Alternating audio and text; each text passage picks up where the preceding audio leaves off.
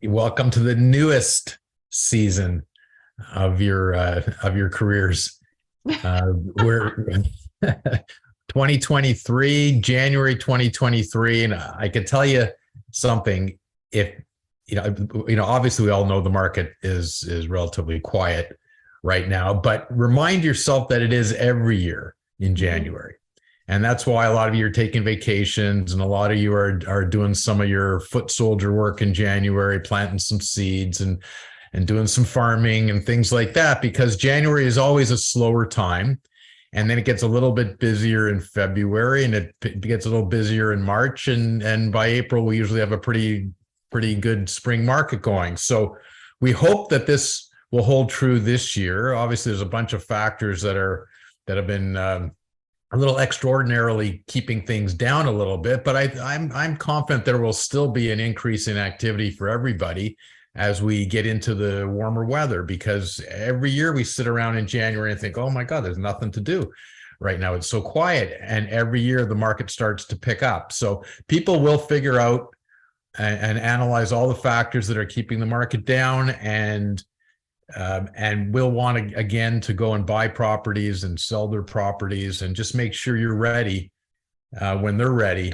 So, don't be discouraged. Look at everything as an opportunity. Try and stay positive. So in saying that, today's topic is residential tenancies, because many of you deal with transactions where we're going to look at it sort of from 2 points of view. One is you're buying or selling a property that is subject to a tenancy. There's a tenant there and it's intended to be assumed. And the other is, no, we got tenants there, we got to get rid of them in order to sell a vacant property. So let's look at it from from buyer's point of view, from a seller's point of view. So that's what we're going to talk about today. And by the way, I'll mention, I'm sure, at the end, but next Thursday, a week today, we're doing another session, and another lunch and learn session, and it's going to be a discussion on two of the new laws that just came in effective as of January 1st. One is the vacant home tax that applies to properties in the city of Toronto, and there's a similar law in the city of Ottawa. And I'm sure you're getting a lot of inquiries, but there's things that you have to do as a realtor to know about that, and things that you're going to have to incorporate into your agreements of purchase and sale with respect to that. So tune in for that. And the other thing we're going to talk about is the ban on foreigners, the 2-year federal ban on any foreigners buying residential real estate in Canada. So that's next Thursday, a week from today. So make sure you tune in to that one. So let's get going with this one. I'm going to skip over some of this introductory stuff. Hopefully most of you, I think there's lots of you that have tuned in before, and you know our areas of practice, and you'll be able to have access to this as well. So please reach out for any of these things: real estate, corporate, commercial, wills and estates. If anything we could help you out with, we're happy to do that. Where our offices are: Mississauga, Toronto, Markham, and wherever there's a Tim Hortons or a Starbucks, you'll find us. This is something I got to talk about our podcast for a second from 2 points. One is, please look up the podcast that I'm involved in, David and David on Real Estate. You'll find some interesting topics in there. We just did our 73rd episode yesterday, so that'll be out in a few days. So that is really a real estate discussion, different topics, different guests. We have some fabulous guests, very topical. You can go on the table of contents. The easiest way, if you want to watch it, just go to the kormans.ca YouTube channel. Just look up Kormans and you'll find our YouTube channel. You can get it all there.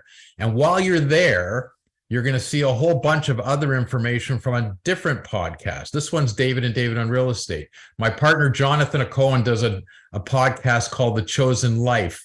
And it's not really real estate based. It's really just life stories. He has guests on every week, and they talk about what their chosen life is all about and how they got to where they are in life. And it's really interesting discussions, some really interesting guests. In particular, the most recent episode, which had a very special guest star, Dawn Pappas. So please look up that one, and you'll find out information about Dawn and how entertaining she is, and the life that she has led. I'll put the link in the chat. Yeah. So before she was doing this job and killing it with Century 21, she had a couple prior lives that you might be very interested in tuning in to watch. So please look up that one. I think you'll find it very interesting. Okay. You can find us anywhere in social media. Please follow us. Please don't hesitate to reach out and just provide any suggestions you might have or comments on this topic, other topics, things you want to see, things like that. Please reach out. So let's get into the topic at hand. Now, you're acting on a sale. You're selling a property that's subject to a tenancy. Okay, so there's no problem doing that. Sellers are allowed to sell properties that have tenants in there. And again, we're talking residential tenancies. We're not talking commercial tenancies today. We're talking about residential tenancies, and residential tenancies are governed by an act in Ontario called the Residential Tenancies Act. And here we got the short form RTA for the purposes of the slides here. So you're not required, pursuant to the act, to disclose any information. You're selling a property. You don't have to tell the tenants in a property, if you're selling the property, that the property is being sold. There's nothing requiring a seller or a seller's agent to do that, but it's really beneficial for people to know and for tenants to know that, hey, you know, we're the owner of the property, but we're selling the property and you're the tenant there, and we want you to know because people are going to be coming in looking at the property. So you can, it should be disclosed one way or the other. There's no requirement, but it should be disclosed is the point. You know, a tenant can receive a notice that there's an intention to sell the rental property. If anybody is a seller that wants to sell their property and there is a tenant in there, the first natural place that any seller should consider is, does the tenant want to buy my property? That's not always good news for you as an agent, because if they look at that before they retain you as an agent to sell it, they might try and do a private sale or something like that. But I'm always discouraging people from doing private sales, even in that situation. They're always better off using an agent. There's a whole host of reasons why they're way better off retaining you as their agent to sell it, even if you already have a buyer, which is their current tenant.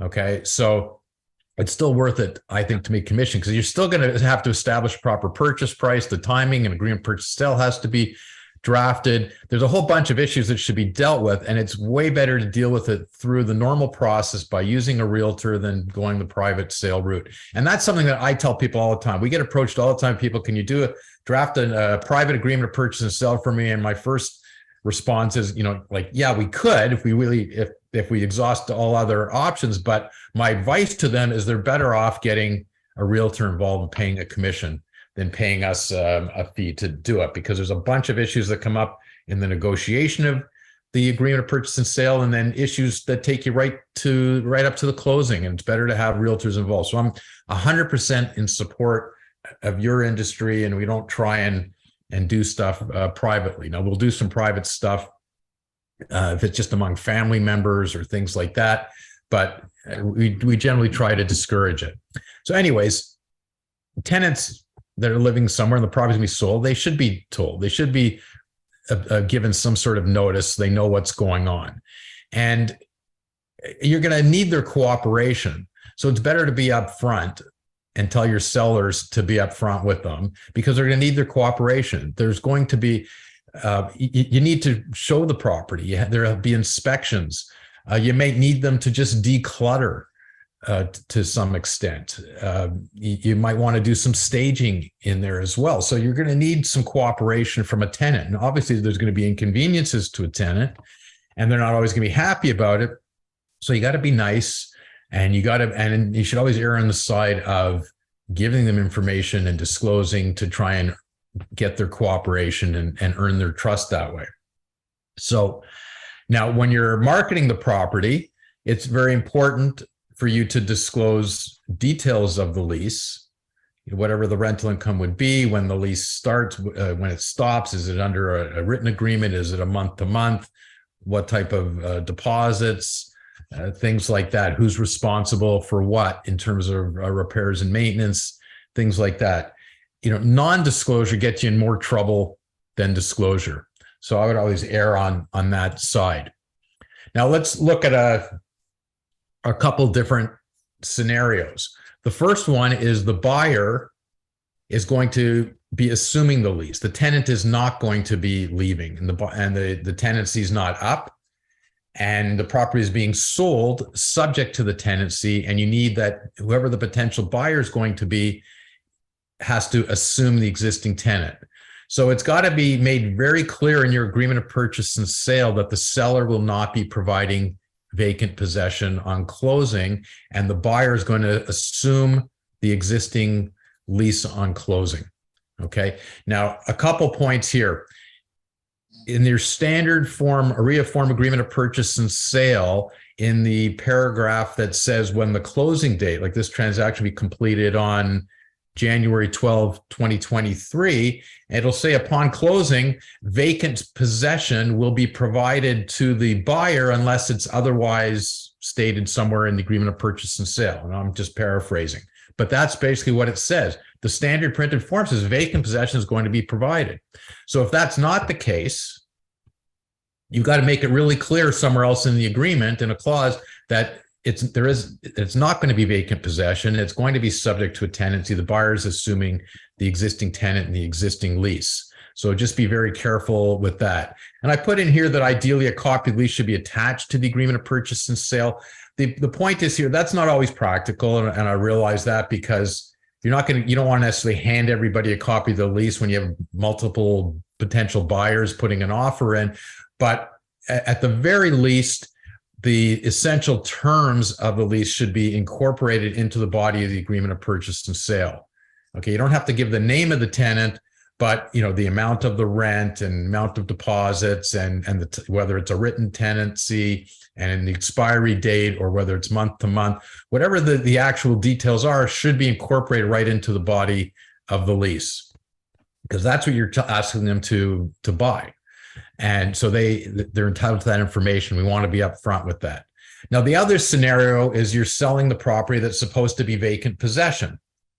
Okay, so if that's the intent, we got to look at the lease. If it's a fixed term lease that hasn't expired, the buyer, whoever's going to be, cannot require the tenant to leave until the end of the lease term, unless the tenant agrees to leave earlier, but they don't have to. They have the right to stay till the end of their term. Okay, so you can't ask the seller to kick out the tenant on the buyer's behalf when the buyer still has some term left on their lease. So they would have to assume either you close after the expiry of that lease, or the buyer has to assume the lease until it expires. So it can be done either way, but we've got to make sure we know which way you're going when you're negotiating your agreement of purchase and sale. Now, if the new owner, the buyer, or the buyer's family member plans to move in at the end of the fixed term, 60 days notice has to be provided before the expiry of the lease with a form under the Residential Tenancy Act, which is an N12. Some of you might be familiar with it. It's a notice to end your tenancy, because the landlord, the purchaser, or a family member requires the unit. And when that's being issued, the termination date on that form has to coincide with the end of the fixed term lease. So just be careful when completing those forms and make sure that you complete those forms properly. Now, the seller can always agree with the tenant prior to the sale, to move out. So, like let's say you've got a closing date, coming up at the end of February, but the tenant had the right to stay till the end of May or something like that. So the parties can always agree. The tenant can always agree, and it can be negotiated for them to move out earlier. Okay, so if you're going to do that, you have to make sure that that agreement is in writing. Okay. And if the tenant's going to leave early, then you want to get the proper form completed, which is Form N11 under the Residential Tenancy Act, which is an agreement to end the tenancy. And that's got to be completed properly. Be careful with doing it. It's got to be signed by the tenant and the landlord. And that'll set out what date they agreed to leave. Okay. So, and that's, again, you can't force the tenant to do that, but sometimes the parties come to an understanding and do. But once the tenant signs that, Okay, now they've agreed to leave. If the tenant doesn't leave, it would give the landlord, the right to go to the residential board to get an order requiring them to leave. They agreed to leave, and if they don't leave, now the seller is going to incur some damages potentially because they can't get vacant possession, and they can try and enforce that agreement to end the tenancy. So that's why it's important that gets signed properly. Okay. Now, a landlord or an owner, or even the buyer coming in, can't just try and get a tenant to leave and get them to, force them out because they want to replace them with another tenant. Okay. You're not allowed to do that under the Residential Tenancy Act. So you can't do that, say, and especially if you're giving an N12 where you're saying we need it for my family member to move in, and then they leave, and then you don't have a family member move in and you just rent it to somebody else at a higher rent. Okay. That'll come back to bite them. And you should never do that. Don't be party to that. Okay. Don't get involved in those scenarios. If someone is giving an N12 because they need it for their family, then it better be legitimate because there's consequences. And the tenant that actually left under false pretenses has a right to sue the landlord to recover costs and damages because maybe they're paying more rent somewhere else. They had all the moving expenses, etc. And they can come back after that landlord, that seller landlord, or the buyer landlord, whoever gave them that notice, to say that was a false notice, facts didn't support it, and we incurred these costs, and there'll be a lawsuit. And if they're naming those parties, you as an agent could be named as well, depending on your participation in it. So be careful with that. Now, David, there's a question in the chat here. Yep. If the buyer is assuming the existing lease, do we have to scratch off where it says the seller will provide vacant possession on the standard APS, or will the buyer clause assuming the tenant Schedule A be sufficient? Well, if you can scratch it off, okay? If you don't, or you're not able to, or you forgot to, as long as you have another clause in there that clearly sets it out, you'll be okay, because it basically says vacant possession will be provided unless otherwise specified in the agreement. So if you have a clause clearly specifying later on in your schedule that they're assuming a tenancy, then that'll override that. But I'm sort of no problems crossing out vacant possession. Okay. And then there's another question here about N11s and N12s, but I think you're about to get into that. Okay. Well, we'll talk a little more about N11s and 12s as we go along. So maybe we'll cover it. Okay. Okay. So now we're going to talk about they're on a fixed lease. Tenant's on a fixed lease. The term has ended. So the tenant then becomes on a month-to-month. If the lease has ended, it becomes a month-to-month lease. Okay. If the tenancy is now a month-to-month and the buyer wants to move in or have a family member move in, again, the tenant is supposed to be given 60 days notice that they got to move out, and this N12 form has to be provided. Now, sometimes, it's the buyer that's going to want this property, but sometimes we want that notice to be issued before closing so that the 60 days starts to run. So the seller can issue that notice on the buyer's behalf. Okay. But they can't require the tenant to move out under false pretenses just to rent it out to somebody else. So just be careful. But, depending on if you're in a scenario where, the buyer wants that notice to be given, then that should be put right into the agreement of purchase and sale, that the seller agrees to issue that notice on the buyer's behalf. Okay. Because we want that 60 days to start to run. Okay. And again, you got to be careful in completing that N12. It's got to, meet the requirements, which in that case would include the tenant is entitled to 1 month's rent compensation. Okay. For their inconvenience. And also you should know that the, whoever's going to be moving in has to move in for a minimum of 12 months. Okay. It's not like they can move in, have a cup of coffee, and then move out. So yeah, we moved in, we stayed there for a day or two, and then we moved out. Now we're going to rent it to somebody, because that's acting in bad faith that gets you in trouble, fines, penalties, etc. So don't be involved in a scenario like that.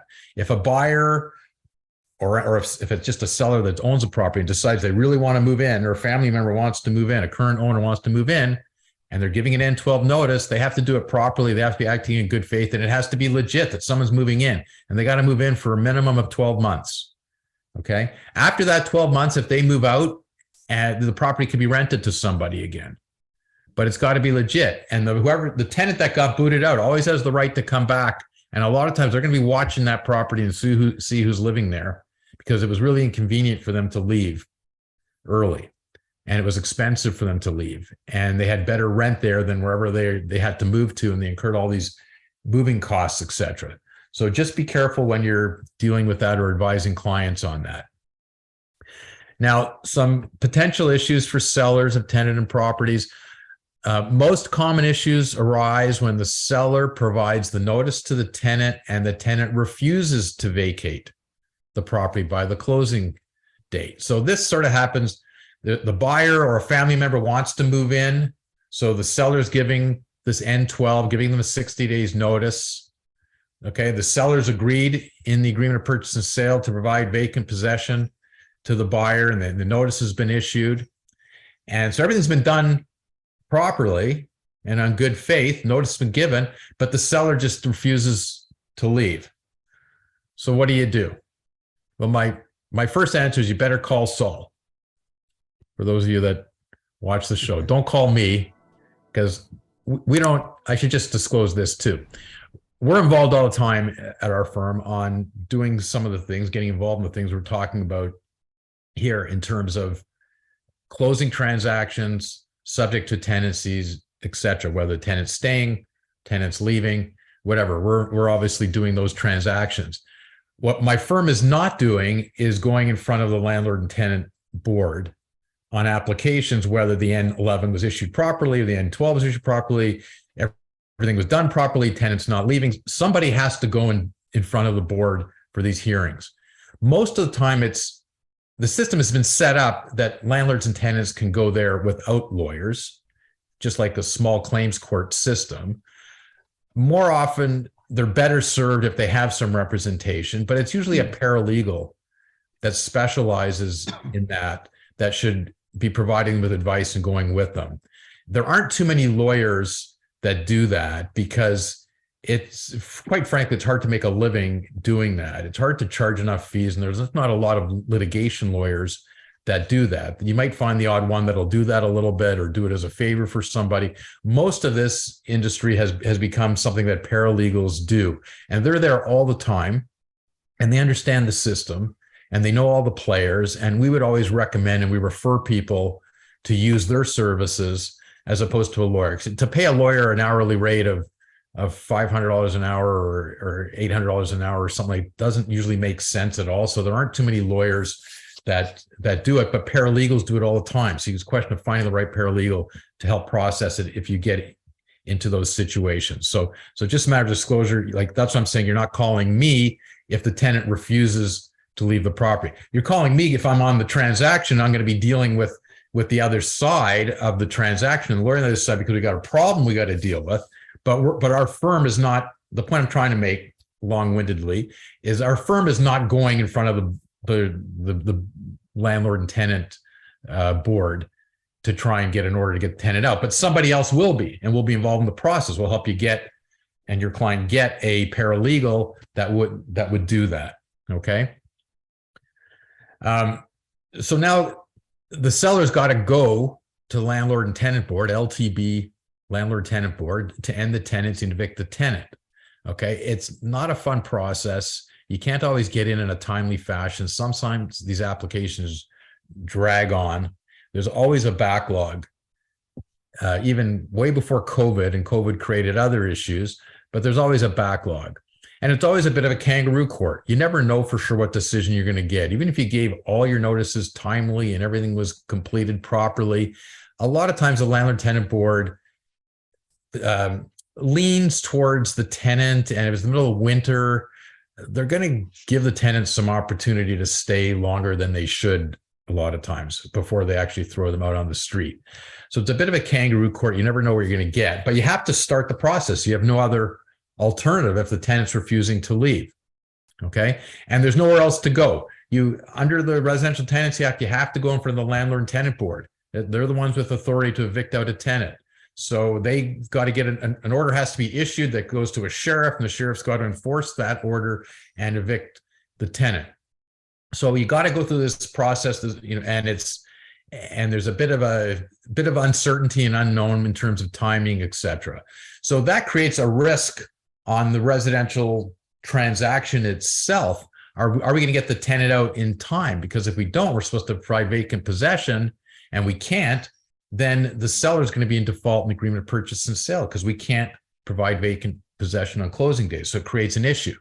So we all have to work together as a team when we're in these situations. So you as an agent have to know the potential pitfalls here when you're advising clients. And same thing on the buyer's side. If there's a property subject to tenant, is the tenant going to leave? Is the tenant getting out? Has an N11 been signed where they've agreed to leave early, or is there a lease up? You want to be asking these questions to know that your transaction's likely going to close on time. Now, the team approach is always the best approach. And I always talk about this, like we're on the same team. Okay, if you're acting for the seller, I'm acting for the seller, we got the same client. You're acting for the buyer, I'm acting for the buyer, we got the same client. We got to be working together. Certain things that you can do, certain things as an agent, certain things we have to do as a lawyer. We might have to get a paralegal involved in these scenarios to be part of the team. Okay, but we have to give each other the information so we can all do our jobs properly. So don't hesitate to get the seller's lawyer involved right away in the process. If you're acting for a seller, if you're acting for a buyer's lawyer and there's a potential issue with a tenant leaving, or whether you're going to vacant possession, make sure that information is brought to the buyer's lawyer so the buyer's lawyer can deal with the seller's lawyer on it. Now, if it becomes apparent that the tenant's not leaving by the closing date, okay, the seller's got to get the seller's lawyer involved in this process as soon as possible, because we as the sellers, I've got to work with the buyer's lawyer to see what solutions we can come up with. Okay, so there's a couple different solutions that we're going to be looking into. One is, do we negotiate for an extension of the closing date? Okay, now there's no right to require an extension of the closing date. Okay, we have to close on the closing date. We have to provide vacant possession on the closing date. If we can't, we're in default. So we're looking for a possible practical solution. One is, can we negotiate an extension, and on what terms can we negotiate an extension in order to give us enough time to get the tenant out? Now, sometimes we don't know how much time we need. So we might have to extend for a period of time, see what we can do. We might need a further extension. That has to be a negotiated position. There might be all kinds of terms and conditions imposed by the other side in order to agree to that extension. So we have to go through that process. Okay. Typically, if the buyer is going to agree to an extension because they still want the property, they're going to want the seller to cover some costs and expenses that might be incurred because of that. And one of the things that comes into play these days more than it did other days is a lot of times a buyer says, I have to close. We're supposed to close January 12th. I might be able to give you 2 weeks to close before the end of January. But after that point in time, if I don't close by then, the rate on my mortgage isn't guaranteed anymore. And it might go up, or I might not be able to get the mortgage, or I got to go through an approval process. So there's some real concerns and real costs on the buyer's side these days when they're agreeing to an extension. But if they're going to agree to anything, they're going to want the seller to cover costs and expenses for doing that. Another possible solution, other than the extension, is to see if the buyer would agree to close and assume the tenancy, and then take over responsibility for getting the tenant out and the process for getting them out. So sometimes a buyer might agree to that. Usually you'd have to offer some incentive or an abatement of the purchase price, because they're going to incur some costs and some uncertainty and unknowns if they're taking over that responsibility. Because again, it was the seller's job to provide vacant possession. That's not their job. That's their contractual obligation under the agreement. They can't. Now you're saying, I can't get the tenant out on time. We could still close. You're not going to get vacant possession, but instead of me trying to get him out after closing, here's a couple $1,000 or whatever it'll be, and you assume the tenancy, and then you take steps and continue the process. Here's enough money that should cover that process, but you do it.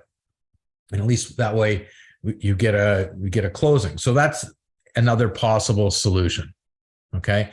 Now, if we can't get a resolution of one of these solutions and the seller can't provide vacant possession, the seller is going to default on the agreement of purchase and sale and be subject to the buyer suing the seller for damages.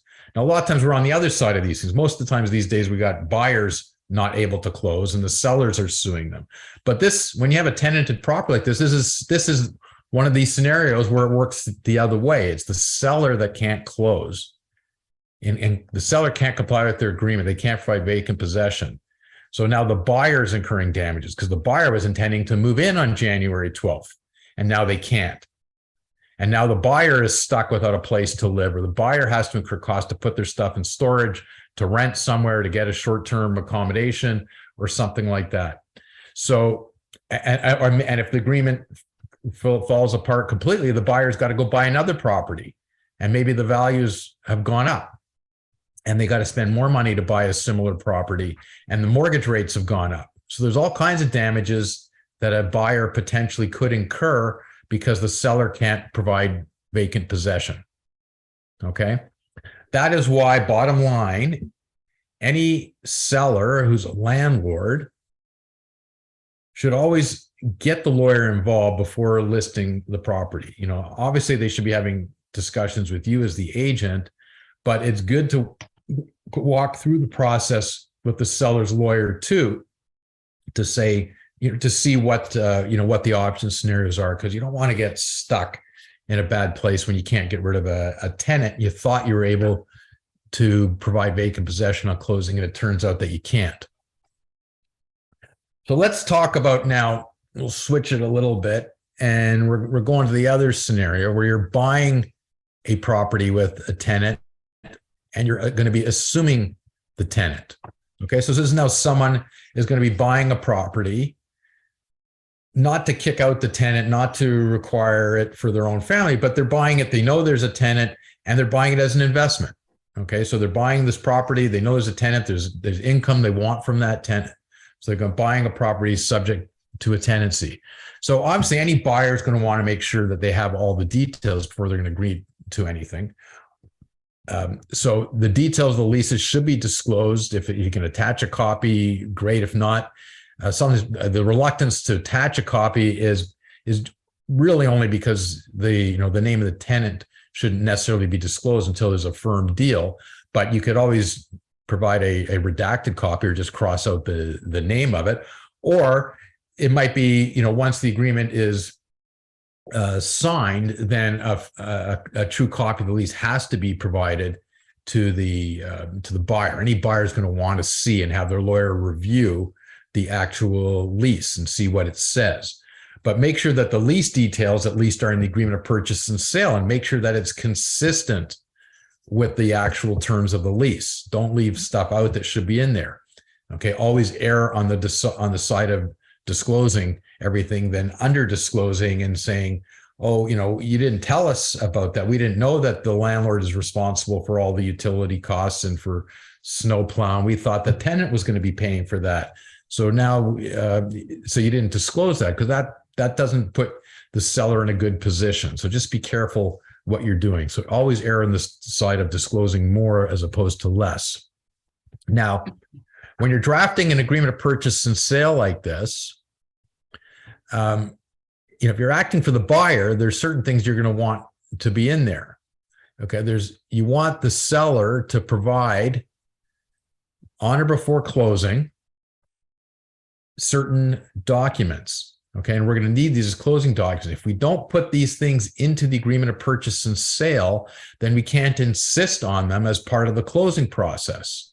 So any buyer is going to want that a notice to the tenant be provided by the seller. So one of the closing documents we're going to want is the current owner, the current seller, is providing notice to the tenant, hey, The property has been sold, and as of January 12th, your new landlord, new owner is X, Y, and Z, and make all future rental payment. It directs, you want a direction to the tenant to make the rent payments to that new buyer owner. Okay, so we want there to be a notice, we want there to be a direction. Sometimes it's put in the same document, but it's something signed by the owner. Okay, if there isn't a clause in the agreement of purchase and sale requiring the seller to provide that, then technically they don't have to. I'm on the buyer side, I'm always insisting on it from the other lawyer in any event. Most of the time, the seller's not going to object to it, or the seller's lawyer's not object to it, but they have the right to. And it just makes it more difficult to deal with the tenant afterwards if the buyer just shows up and says, "Hey, I bought the property that you're living at yesterday, so make all future payments to me." Well, how do they know that's true? You know, they need a direction from the current owner saying, "I sold it, make future payments to the new owner." Okay, that's the proper way to do it. So make sure you put a clause into your agreements of purchase and sale requiring the seller to provide a notice to the tenant and a direction to the tenant to pay future rent to the new owner, and you put right in there, you know, the new owner's address or how to send it to them. Now, we talked before about we want the lease details to be put in the agreement of purchase and sale. So this is the landlord owner saying the property is subject to a lease, and here's the terms of the lease. Okay. Now, as a buyer, someone buying it, what you really want in addition to that is confirmation from the tenant that those are the actual terms of the lease, and that everything that the landlord seller is saying in the agreement of purchase sale is true.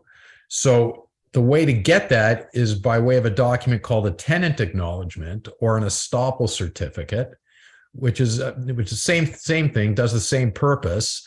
And it's a document that's going to be signed by the tenant to confirm the terms of their tenancy. So if you put something right in the agreement of purchase and sale that the seller will provide a tenant acknowledgement or stops it from the tenant by such and such a date to confirm the terms of the lease, and they want to confirm the actual terms of the lease, how much rent they're paying, how much deposit they paid, was there a security deposit, what's the expiry date, attach a copy of the lease right to it. That's the easiest way. Maybe, and to say there's been no amendments, the landlord's in good standing, everything's up to date, there's been no defaults on part of the landlord. Like, it's way better for the buyer to have that directly from the tenant to confirm that the information the landlord gave them is true, and there is no default by the landlord, and everything is in good standing. Okay, so we can't require that or request that from a tenant if we're on the buyer side, unless there's something specifically in the agreement of purchase and sale that's saying the seller will get that to us by whatever date. Okay, so make sure you're putting that language into your agreement of purchase and sale if you're acting for a buyer. We also want there to be something specific in the agreement of purchase and sale that says that the seller will assign their lease to the buyer, because we want that as a closing document. And it's a simple document, but it's an important document. It's basically the seller saying, "I hereby assign all my rights, title, and interest in the lease between me as the owner and the tenant," or it might just attach the lease right to it. So I'm just assigning all my rights and interest in that lease to the new buyer. Okay, and the buyer assumes the responsibility under that assignment document as well. So they say, "Yeah, we agreed to accept the assignment, and we will take over and be responsible for everything." So again, as a buyer, you don't want to assume a lease if the tenant the day after closing will say, "Oh, by the way, the landlord's been in default under that lease, and the landlord was supposed to repair this, and the landlord's supposed to do that, and the landlord didn't give me credit for this, and I gave the landlord an additional deposit." And so that's why it's really important when we're on the buyer side to require the seller to provide a tenant acknowledgement, so we actually hear from the tenant before closing, and we know that all the information we have is true and complete. Now, other things that you should be putting into your agreement of purchase and sale when you're assuming a tenancy. We want the agreement to have a representation warranty from the seller that the lease is in good standing and there's no defaults on the part of the landlord or the tenant. Okay. If you're buying, you don't want to buy and assume a tenancy when you've got a tenant that's in default and hasn't paid rent or is in default of something else. And the landlord may have given notice that they're in default of or in breach of something else in their lease, even if it's something like smoking on the property they're not supposed to, or they didn't maintain something properly, they didn't cut the lawn and they're supposed to, or something like that. There's a whole bunch of defaults that a tenant could be in. So we want there to be a rep and warranty from the seller, the lease is a good standing, and that they've complied with it, the lease as landlord, and that the tenant has complied as well. And if they haven't, then disclose it. We might still agree to buy it and take over the problem, but we want to know what it is. Okay. Now, if the tenant's on a month-to-month lease, you can always ask the tenant to sign a new lease if you want to, get them on a longer term lease, but the tenant doesn't have to. The tenant can remain on a month-to-month lease. Okay. Now, on closing, we will be adjusting for prepaid rent because usually there's a deposit. So there'll be a credit to the buyer on closing because the sellers received that amount at some point in time. So, and that's one of the other reasons we want a tenant notice signed by the tenant, because the landlord is saying, yeah, I received, 1 month's prepaid rent, and the tenant signs a tenant acknowledgement and says, no, I gave them 2 months rent up front. So we want to make sure it's consistent because we're going to get a credit on closing for on the buyer side. We're going to get a credit from the seller for whatever that prepaid rent deposit has been. And we're also entitled to a credit for interest owing from the time that deposit was paid until till the closing rate. There'll be another adjustment on closing for the actual rent for the month of closing. So if the rent was $1,000 a month for the month of January, closing on January 12th, that $1,000 would have been received by the seller, but the seller is entitled to keep rent for the first 11 days of the month. And from the 12th, which is the closing date, to the end of the month, there should be a credit for that amount or pro rata basis as an adjustment on closing, so that the buyer ends up receiving the rent from the date of closing to the end of the month, from the 12th to the end of the month. The day of closing always belongs to the buyer. So a couple other points. If the buyer's assuming a lease, you can only increase the rent if it's been at least 12 months since the last rent increase, and they've got to provide notice. Again, they got to comply with the Residential Tenancy Act, at least 90 days notice before it takes effect, and you got to follow the government's rent increase guidelines. Okay, for how much you can increase, and they set out an amount, and in last year it was 1.2% increase. There's times when you can't apply for a higher amount if there's been substantial renovation and things like that. You get into a whole bunch of things, but anyway, they got to be careful. But they can't just say, "Oh, we just bought the place and here's notice, and we're increasing your rent by whatever we want." So it's first, no, you can't do that. If there's been an increase in the last 12 months, you can't do it at all, or you got to apply to get an order to allow you to do it, and you got to follow what the government says in their guidelines of what percentage you're allowed to increase it by. Okay. And you've got to make sure your clients fully understand when they're buying a rented property that they can't simply try and get rid of a tenant so they can rent it out to someone at a higher rental rate. If they got a tenant and it's at whatever it is, they've got to live with that until they're allowed under the Residential Tenancy Act to increase it, because that 12 months has gone by, and by whatever rate they're allowed to increase it. But they can't just try and get rid of this tenant so they can rent it out to someone at a higher rate. Tenants have rights, and they'll understand that pretty fast. And like I mentioned before, when things do go to the board, they tend to lean heavily in favor of tenants and not in favor of landlords. And if they smell at all that a landlord's trying to do something to get rid of a tenant just to get a new tenant at a higher rate, they're not going to respond kindly to that landlord. Okay. So if a buyer is assuming a fixed term lease, like it was a 1-year lease expiring January 31st or something like that, once it gets to January 31st, it automatically converts into a month-to-month tenancy. Okay. The tenant isn't obliged to sign a new lease, a new 1-year lease, and like that. It can just stay as a month-to-month tenancy. And again, in order to get rid of a month-to-month tenant versus a fixed-term tenant, you got to go make sure they're following what it says in the Residential Tenancy Act. Consult with a paralegal if you're trying to deal with anything like that. Now, if the buyer's aware that it's currently a tenanted property, they should ensure that the agreement of purchase and sale states the seller is going to provide vacant possession on closing. And this is the point that I made earlier, because the default is that there's vacant possession on closing unless there's an assumption clause drafted. So that's the point that I made earlier. If the original lease has not ended, the N12 form to notice to terminate cannot be for a date that's before the end of the lease.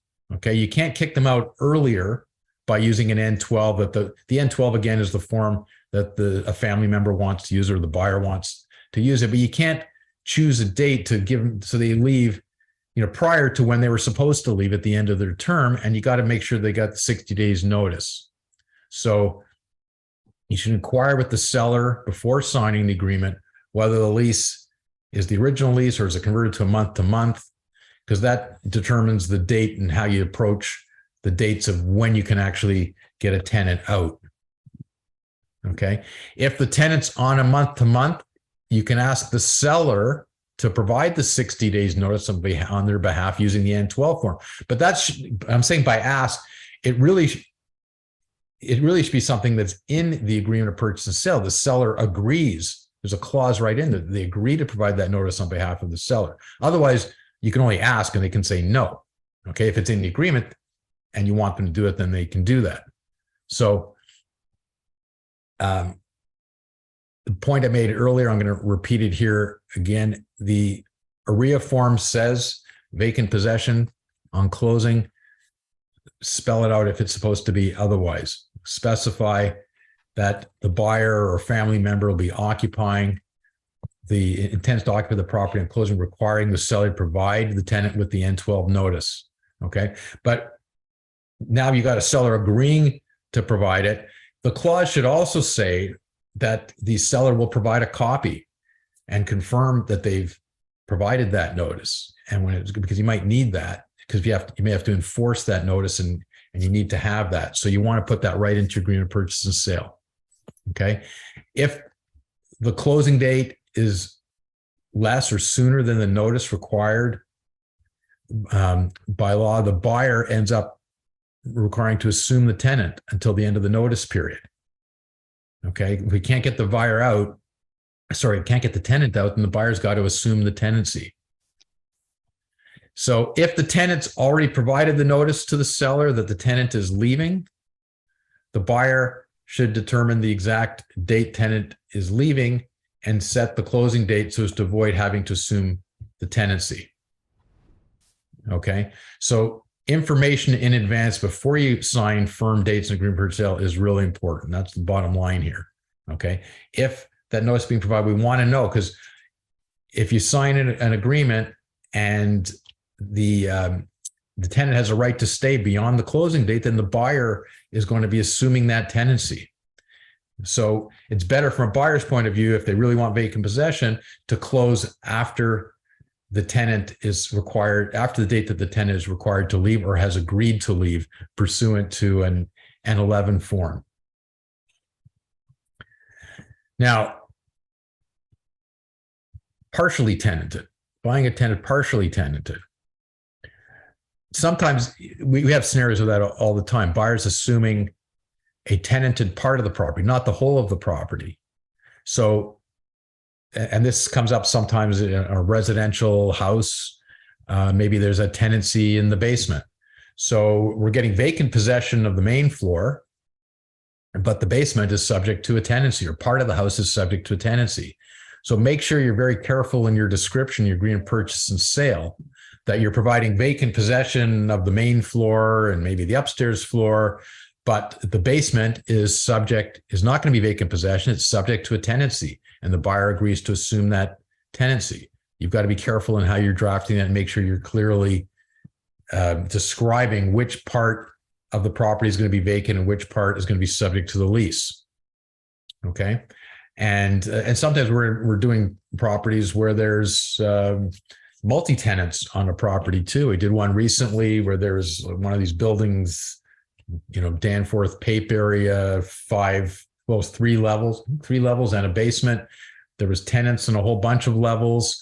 But part of the property was going to be, the buyer wanted to be vacant because the buyer was going to move in themselves in one floor, but wanted the tenants on the other floor. So you just got to be careful in how you're describing these things and which tenants are being assuming. And that happens a lot of times on those types of properties. And you may have different tenants. We've got to disclose the tenancy of each tenant separately, who's occupying what space, what the terms of their tenancy are, and make it clear the buyer is assuming that. And if there's any part of the building supposed to be vacant, make sure it's properly described as to which part is going to be vacant.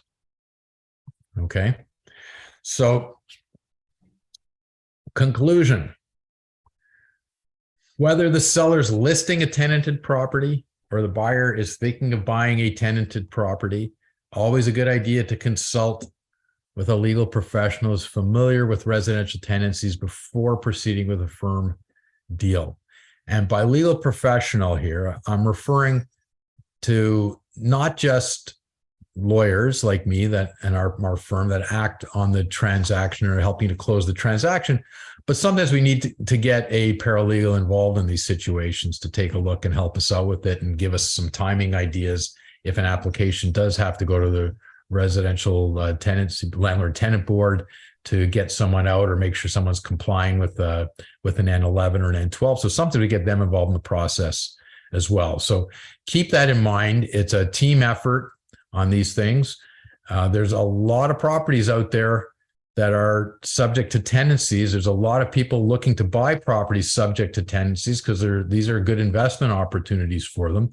And go and pursue those things. They're great transactions. Just be very careful in how you're drafting your agreements and make sure that you take these extra steps that we talked about. If the intention is to assume a tenancy, to make sure you've got the proper clauses, the proper language in there to make sure the buyer is protected by getting all the things that we talked about.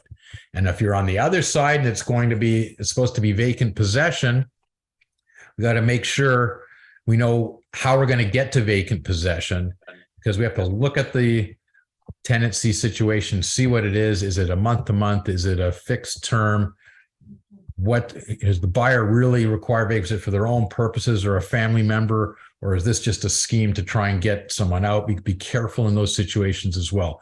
So that's why I'm always saying get the legal professional involved. Okay, when you've got that scenario, before you get your listing going, before you're actually accepting your purchase, to make sure you're anticipating these issues and drafting things properly and giving proper advice to your clients that's trying to sell one of these properties or to any potential buyer of one of these properties, so everybody's on the same page. So I'm going to conclude there and stick around for any questions, Don. I don't know what we've got. Okay, so I'm not sure if you covered this or not, but is it mandatory to give the tenant 1 month's compensation if signing an N11, or the compensation is only when you're giving an N12? Oh, no, an N11, the compensation could be anything, because if they're signing an N11, it's really a negotiated agreement between the landlord and tenant, when the tenant doesn't have to leave, but they've just agreed to leave. So, and oftentimes that's because the landlord has given incentive to the tenant to leave early. Hey, tenant has the right to stay till May, but I really need you out at the end of February because I got to provide vacant possession. So will you agree to leave earlier? And if you agree to leave earlier, I'm going to cover your moving costs and expenses, or I know you're going to pay more to live somewhere else than you're currently paying. So I'm agreeing to give you X dollars in order for you to agree to leave early. So it could be whatever the parties agree to. Okay. But once they agree to that, then you want to make sure the proper form is completed as well. So that's different from the N12 situation where it's specified, how much is supposed to be given. Okay. I have no other questions in chat. No other questions in chat. Okay, well, let me repeat what I said at the beginning for anybody that tuned in a little bit late. Next week, a week today, same bad time, same bad channel, we're doing a session on new laws that came into effect January 1st. One is the vacant home tax that the city of Toronto is imposing on everybody, requiring everybody that owns a property in the city of Toronto to file a declaration once a year to confirm whether or not their property is vacant or not. Even though it's may never been vacant in the prior year, everybody that owns a residential property in the city has to go through this. So we're going to discuss that and why that is important and how that affects the purchase or sale of a property in the city of Toronto or in the city of Ottawa for that fact, because if you're buying a property, you want to know that the seller has complied with that. If you're selling, you got to make sure you do comply with it because there's a potential tax that can be imposed. There's interest, penalties, etc. We're going to have a discussion on that. We're also going to talk about the foreign buyer and the 2-year ban imposed by the federal government. So make sure you tune in next week because those are hot topics. The law is now in place. It started January 1st, and it's going to affect deals that you potentially will be doing right today. So we're going to have a session on that next week. So please tune in for that one. Right, Dawn? Yep, absolutely. And between now and then, I know the market's slow. If you have nothing else to do and you got some idle time, go to Korman's YouTube channel and watch Dawn Pappas. Kill it. Well, thank you. You're going to make me a TV star. It's actually very uncomfortable for me to watch it because after years of being a publicist, it was always my job to put somebody else in front of a camera. So it's actually really awkward for me to see it. Yeah. Crazy. Yeah. Anyways, you'll have some fun with it. Remind everybody tomorrow as well that we do have our January general meeting at 10 o'clock. So please make sure that you tune in for that too. Okay, and please don't hesitate to reach out to me directly. There weren't a lot of questions today, but if something comes up, contact me. Email is usually the best way to get me, kormans.ca. My contact is here. Dawn will get it to you. Yeah. Find me. Not that hard to find. We'll help you out. Okay. So until then, hope to see you next week. Have a great day, everybody.